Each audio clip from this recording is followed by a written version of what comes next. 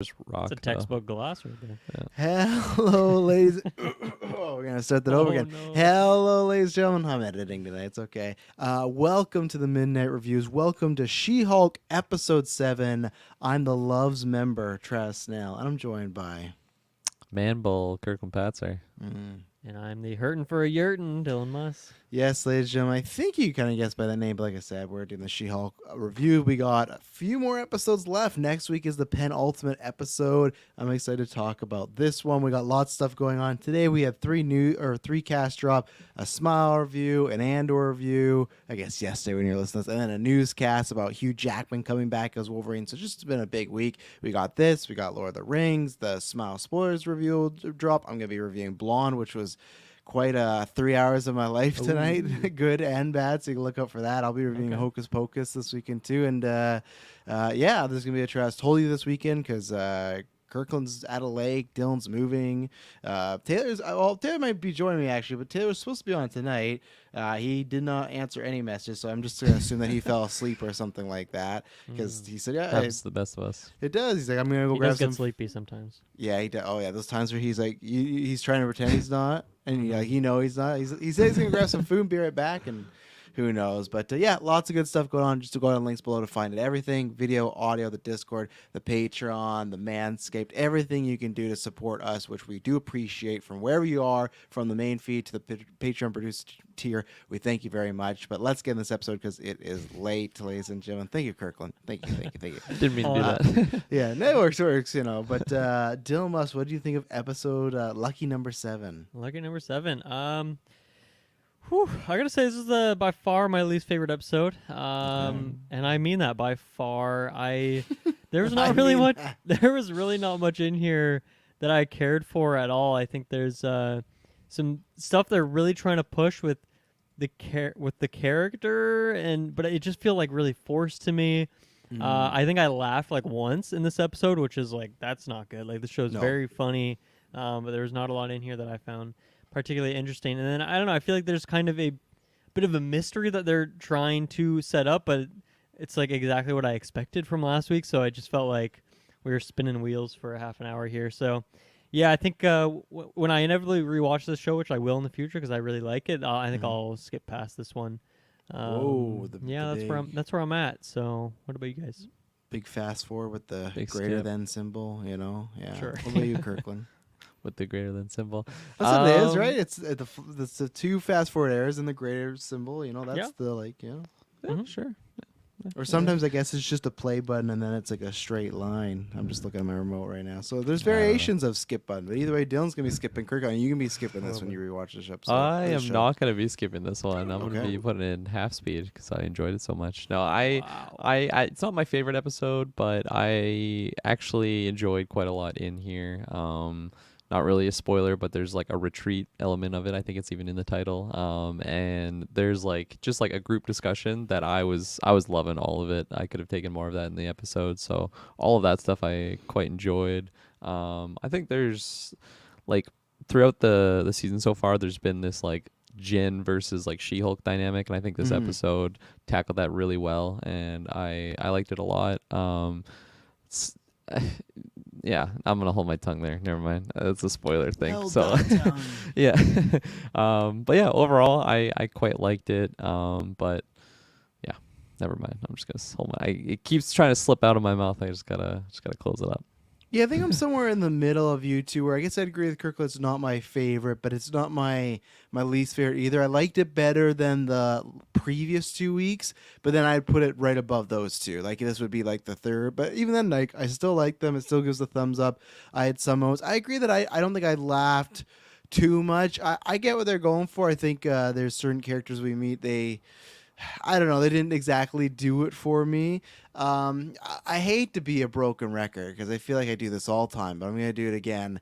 I'm starting to worry about the finale, and this always happens with these MCU shows, but just like with what we did, I think Dylan's a little bit right where we get to reveal some stuff, but for the time that's left, if we're assuming the next 2 episodes are around this length, maybe they're a little long, but still, let's say they're around this length. For the most part, I think other than what Kirkland alluded to, one really great moment for me about Jen versus She-Hulk, this was a fun episode, but I feel like we're trying to get to certain things and just closing it out. And again, I always preference this as, okay, at the end of season 1, if we get the same thing as Loki, where it's an end credits like She-Hulk season 2, I go, okay, well that's fine, then whatever. But like you guys just talked about on newscast, if she might be in Captain America, this and that, lots of these people aren't getting season 2s because they're spinning off in other things, right? And that's my worry, that we're doing some fun stuff, but then when it's going to come time to introduce big bad stuff, like, and who knows, because there's lots of things going on, so I'll get more on that in spoilers. So I'm very curious what they're gonna go. I like the episode, but I don't know how much it progressed the plot other than something you probably could have done in a minute, and I think everyone kind of figured it out very quickly, the route they're going with this. So anything else non-spoilers before we crack open this banana? Let's crack her open. Do you crack open a banana? Yeah, I don't peel it. I'm like, look at this. If it's wham over the knee. If it's not ripe at all, I think you're cracking it. It's just like super green. Yeah, same with avocado. Corn. Same thing. That's They're hard. People go, oh, you can't eat this. No, I go, slam it, eat it. No, it's disgusting if you eat a non-ripe avocado. Eat it. You know, yeah, Eat it. It's probably healthy, but yeah, eat your fruits and veggies, kids. Yeah, we're gonna take our break and then we'll be right back with some She-Hulk spoilers. And we're back. So I want to start where I left off there, because just now I can full on say, hey, what's going on? So we, again, did not get Daredevil this episode. I just had a feeling we weren't going to, which once when I saw the title, I was like, okay, that confirmed. I don't think Matt Murdock's hanging out at this retreat or whatnot, but I still felt like the natural thing, I think I said this last week, where we get one more, he is in the penultimate episode, because it kind of gets some people hyped, and then they check out the finale. I am starting to wonder if he's going to be in the finale, which I'm not necessarily opposed to. I thought that, like I said, my worry is that the finale is him and She-Hulk teaming up, that it'll be more about people hyped about him than her show ending. So I don't know how it's going to go unless next week's just a full-on Daredevil episode. But my thing is, if we get full-on Daredevil episode next week, I feel like we're going to take a little detour from the main story. And I feel like we got to get to the main story here at some point, which is this group of bad guys who are trying to get She-Hulk's blood. So my worry is we get Daredevil next week, we pivot, and then the finale, we just do everything really fast. And maybe they'll save stuff for the Solo Hulk project, maybe for another thing. Captain America 4, maybe, I don't know, but I am just a little worried. We still got Frogman. Like, I feel like there's still things that we know are coming up or should be resolved that could just be like you're talking about with the fast forward buttons, the skip buttons. It's going to be on just go really fast, because MCU's done that multiple times, and now again, I hate it. I'm starting to get worried. I'm classic Travis with this MCU finale. So, well, to add on to that too, like we talked about this a lot, that they've advertised it as a half an hour, drama, a lawyer, like drama. Oh my God, I cannot speak. Dramedy. I think a comedy, but yeah.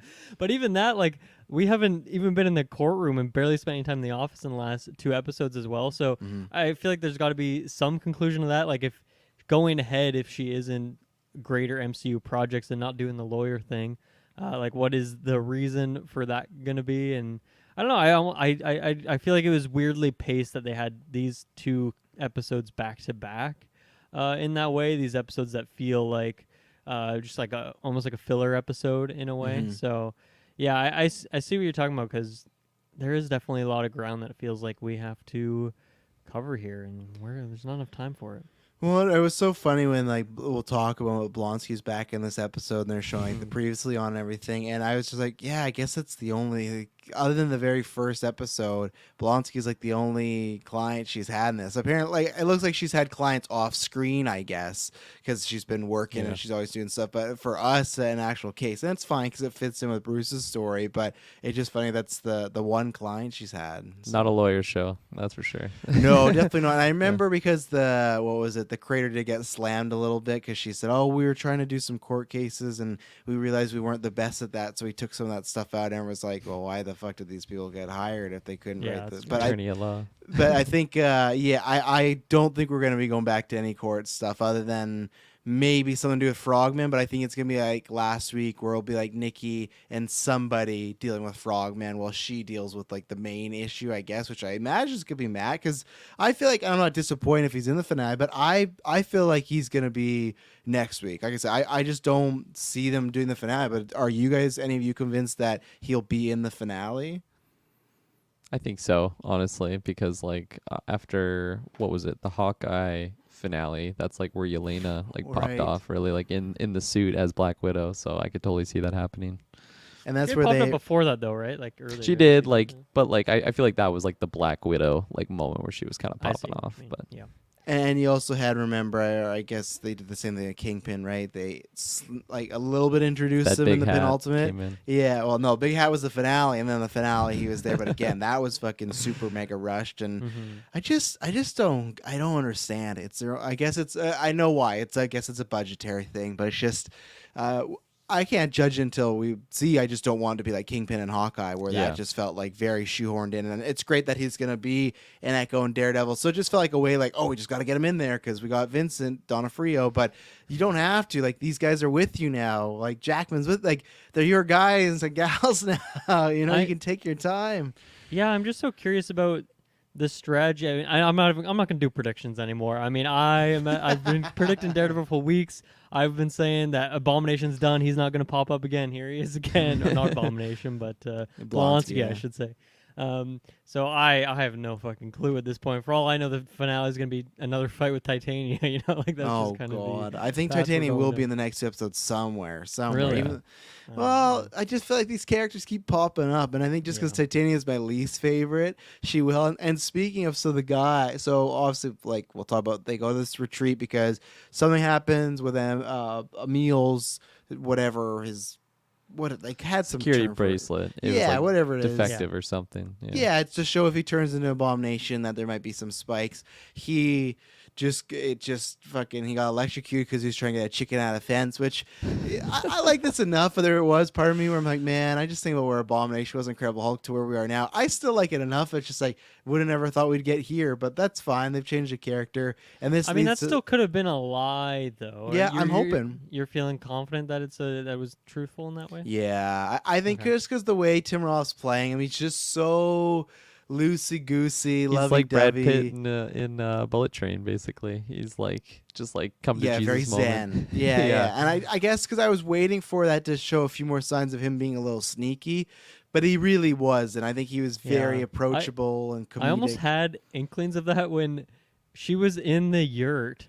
Like the music, I don't know if you guys picked this up, but I feel like it was playful and fun, but then it would like go back and forth between like, I don't know, it felt like something sinister was about to happen in a way. I don't know if maybe I'm just tired or something like that, but I was like, man, is this yurt just gonna like depower her or exhaust her, and then they're gonna like fuck her up when she gets out of there? Because I mean, there is that connection, right, between Abomination, this guy that tried to jump her, that guy who was part of Josh and the rest of the crew that are trying to get her blood. So maybe he's just completely unaware of that. That's possible, but yeah, I don't know. I feel like there's potential for some tomfoolery, but all the other characters in there were such goofballs that I don't know. I would be hard pressed to believe that they're like truly evil villain characters, even though that one guy is clearly part of that organization. So a bit of a confusing thing there. But I mean, I want to go back quickly just to say, like, once again, like the Daredevil marketing is so confusing for me. Like I guess they really did not feel confident in this show or something like that. I'm just trying to think of what else the reason would be, because I think like that works so much better as a surprise, like Kingpin and that, right? Like that was a surprise. We didn't know that he was going to be in that show, right? It wasn't any trailers or anything. No, we didn't officially know. Like, we knew, but we didn't officially know. We even knew the episode because we were like, oh, it's episode 5. He's coming in and stuff like that. I think it's... I guess I guess it's different with a 6-episode thing. Yeah. I don't know. The pacing of it is like, I don't know. It's not like this where we're just like each week we're speculating and then we're getting another filler episode. You don't have room for that in a 6-episode series. I feel like it's not necessarily if they didn't feel like they could trust She-Hulk or the character. I think it's almost just more so they might have worried about the whole just kind of being a comedy, mostly a comedy, turning people off. And at least it's always like, well, it's Daredevil. So, like, they hit you with him in the trailers so you would check out the show. And maybe just around the time someone, if they were there for that, it's like, I don't know about this.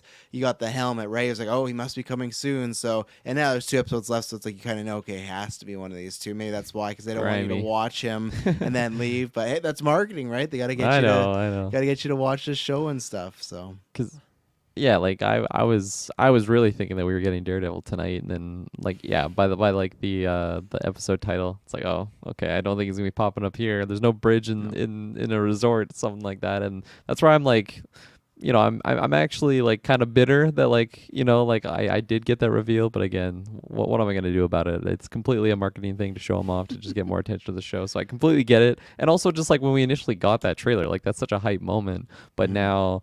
Like in hindsight, I wish I could have entered the show without even knowing that. Because like if I saw the mask without knowing anything about like Daredevil being in the show, that would have blown my mind. And then like go to the next episode, and then like last week she even like commented on. She's like, "This is just a wedding episode," so then give that one a pass. Here we are. Now we're entering like the last stages, but it's just like the last few episodes. It's like we're getting it now finally, but nothing. Well, I mean, even like they did that mid-season trailer, right? Which I think was before last episode, right? It was before episode 6, where like that could have been a good thing to do, where they, it could have not necessarily pulled the trigger on that, see how the show's going, and if it's not doing well at that point, you drop the Daredevil in there. But even then, if the show is the exact same in this hypothetical world, like you're seeing the mask at that point, so that would be a good time, I think. You see the mask. And then you do this mid-season trailer. You show an actual clip of Daredevil, and then you get that like second wave of hype. But yeah, I feel like then we wouldn't have had to mess around for 5 episodes. Like, oh, where is he? Where is he? That kind of thing. Which maybe that's what they wanted, was just the hysteria that we all have of like talking about it every week. But I don't know. I feel like your MCU is just so big that I think you're going to get enough people in the door that you don't need to bait people with Daredevil. But especially because like we got the show confirmed, like we know that he exists and he's coming. It's not like the future of Daredevil is uncertain or anything like that. So I guess for me, because I'm enjoying the show, like the Daredevil role is not really bugging me at all. I'm just like this week, like okay, it's not that like. I like even the marketing. I'm just kind of like, okay, I guess I'm just still in bliss because it's Cox. I'm like, well, cool. Like whenever you get him, I know I got the show, so it hasn't really affected my enjoyment. I know other people has. So it's like, oh man, I just want to see Daredevil, but it's just also because I know we're gonna get a fucking show of 18 episodes of him. It's like, I don't think I am bummed either. I feel at this point that whatever we're going to get is going to be super insubstantial, right? Just because of how little show there is left to play with him. And, maybe I'm wrong. Maybe there's 45 minutes of Daredevil screen time across the next 2 episodes, but I do not expect that at this point. RNS, do you think we'll see Matt and Jen as lawyers? I don't like if you're defining lawyers as like, do we see Matt Murdock and Jennifer Walters interact? Yes. Are they like opposite a courtroom? I don't think that. I think maybe in another time, but I don't think right now them being lawyery, or maybe they're like in a similar courthouse, but that's about it. I if you're defining them going against each other or you work together, no, I don't think so. I think you'll just have them be their regular personas and talk. Maybe we're getting no more lawyer stuff, right? No more lawyer stuff. Yeah, that's the rest of the episodes are called. Just my last thoughts on the Daredevil thing. Like for me, yeah, like I am really enjoying like the content, but it just seems like there's like a cloud like over the show, because it's like, when is the Daredevil gonna happen, especially knowing that it's gonna happen. That seems to happen almost every show now, because that happened. Yeah, but it only happens to us. That's all. Be clear. The GA's not done. Like it happened with Kingpin. It happened with WandaVision because everyone thought it was fucking Mephisto. I don't think it happened with Winter Soldier. Loki, it happened because we're like, is this Kang? They're gonna show off Kang. Like, what else have we got in this year? Miss Marvel, I don't think that happened because no one we got our villains pretty early. Well, I think it was like we were waiting for Captain Marvel to pop up at some point, right? Yeah. Didn't have the same energy. Yeah, but I guess that's what happens when it's not a movie, right? A movie, you get that question answered in 2 hours. You sit down, then at the end you're like, oh well, no, they're not in this, but this is like a 6 to 9 week thing. So I was gonna say like bring some of these characters back, and I really liked at one point the guy from the Wreck Rock walks and she's like, oh, was he in the previously on? No, show the previously on. That was very fun because I actually for a second thought it was Donnie Blaze, not the Wrecking Crew guy at first for a little bit. I forgot who it was. Yeah. So it was fun. They even said like, oh, you probably forgot who this was. I was like, oh yeah, I did because it's like similar type of guy. But he's atoned for his sins. He says it was a mistake to be working for some bad company. So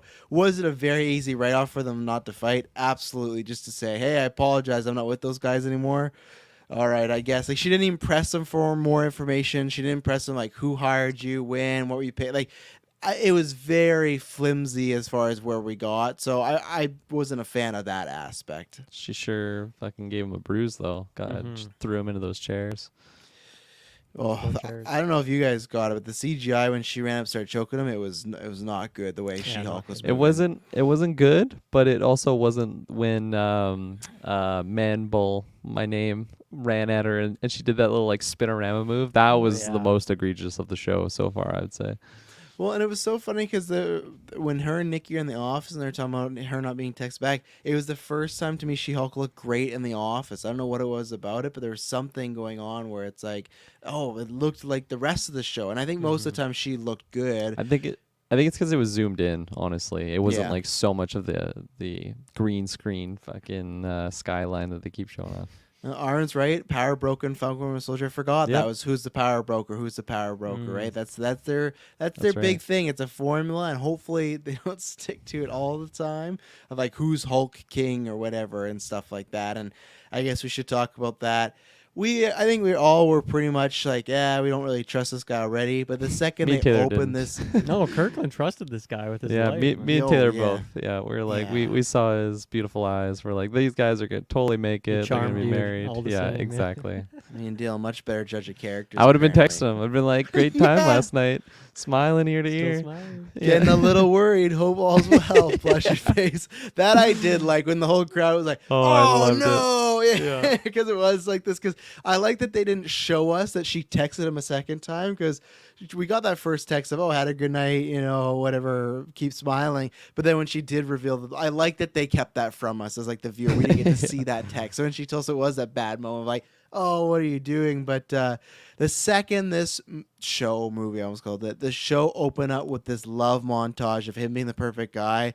Last week, I thought. This week, the second that I'm like, okay, it's over. It's 100%. It's over for her. Yeah, it's over for her. Like, I almost wish they didn't do the whole big love montage because I feel like that was even more of a tip off. I was so hoping at the end of this episode he was kidnapped or dead, or like I was hoping they would subvert it, and it's fine because it's hoping he was dead. You're going straight for he's in a trunk somewhere. It. Like imagine, she's really worried and he's just dead on the corner or something like that. I don't know, but like y'all just got hit by Breaking a car, Bad like stuff. running Bull took him out, but like no, what if I it was that just, though? What if it was just like he just got hit by a truck, just randomly, has nothing to do with a villain or anything? She just deleted his number, just like completely cut him off. Foggy was driving that car, wild. and Matt Murdock was the passenger. But no, I was just hoping for something to change, and it wasn't. So we got confirmed. Yes, Josh is a bad guy. He's working for Hulk King / Intelligentsia, and he got. I don't know why he needed a picture of her because he got the blood and he copied her phone. I guess it was just like confirming. But yeah, he got phone records, picture of her, and her blood. Dilmus, you were with me last week of thinking Josh was no good, and we got confirmed that he is no good. Were you surprised? Nope. That's all I have to say. Yep. I just feel like we're spinning wheels on that one. Okay. Where I was last week. So thanks for that. Yeah. Kirklin, where's your heart broken this week? Those nice eyes. They I you. love the love He ghosted montage you. in the beginning too. It was a great little like love sequence, and again, But did you not think something was up when that montage was going on?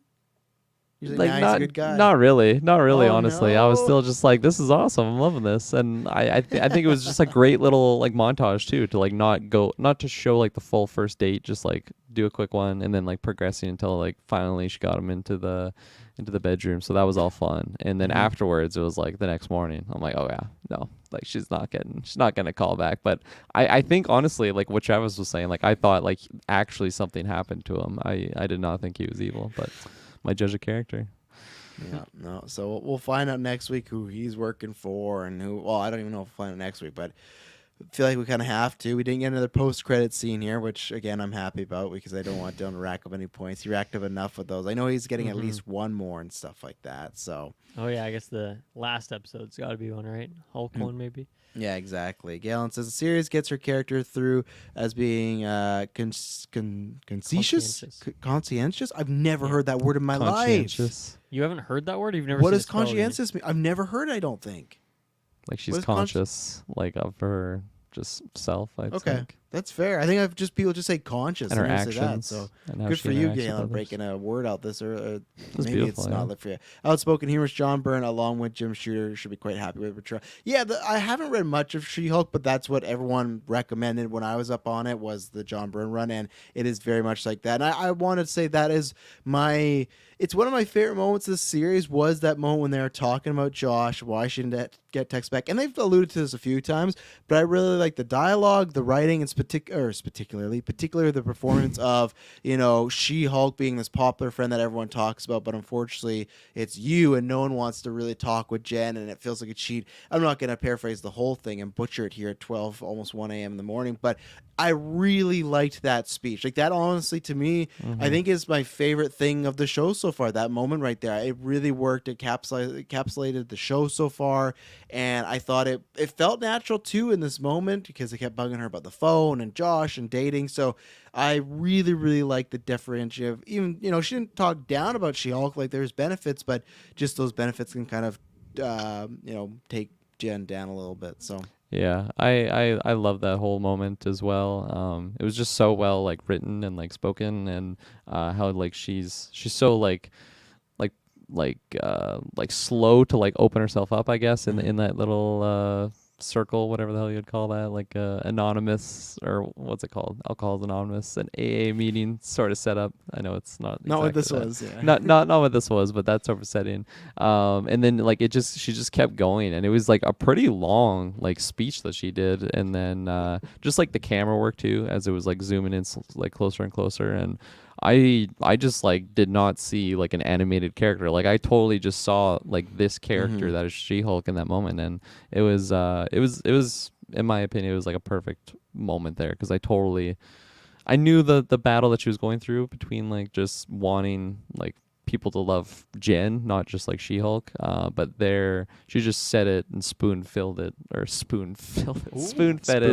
Definitely 1 a.m. Spoon fed it to me, the viewer, so I really liked it. Yeah, I wish it worked for me as it did for you guys. I don't know what it is about it, because I mean, I think the writing of it, performance and all that isn't my problem with it. I think it just felt like it was too easy, and it was a bit forced because of that. Like, I don't know, I guess just the whole believability of that sequence where she's just kind of walking around the woods and just kind of stumbles into this place, and then she's chilling there, and they're just having this kind of therapy circle, and she decides to open up in that moment. I don't know, it just none of it really felt like what she would do. I also don't know why she was like chilling as She-Hulk for several hours. Like, I don't know if that fit for what was going on in that moment either. That felt like a strange decision.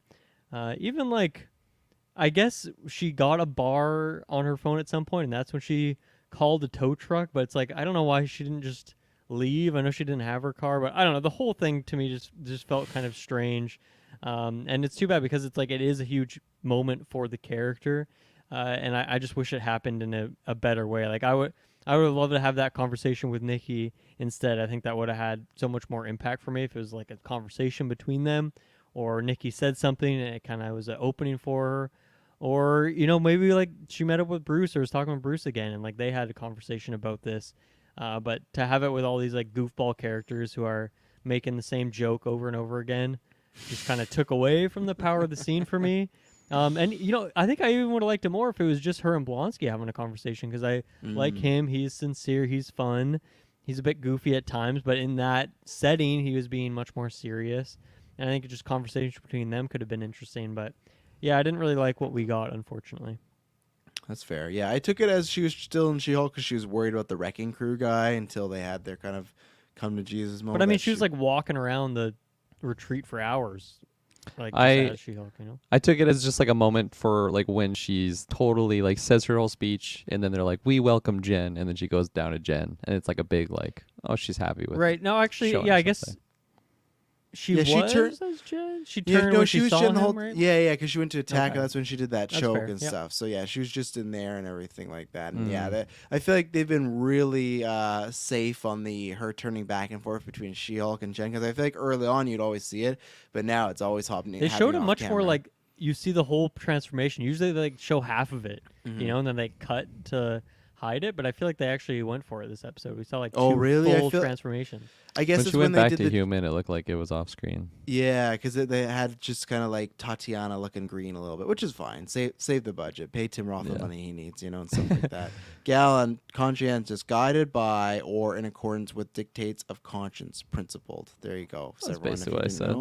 didn't know. That's exactly A yeah. little bit cleaner than what I said. Kirklin, I was gonna Little say that Webster me and Dylan already expressed our. I think Dylan really disliked them. I disliked them like Oh yeah, the Goon Squad. goofballs. Yeah, like I thought they were fine, but like it's just as like not really Sorry. believable to be in the MC. I guess I don't know. I wasn't a fan of them.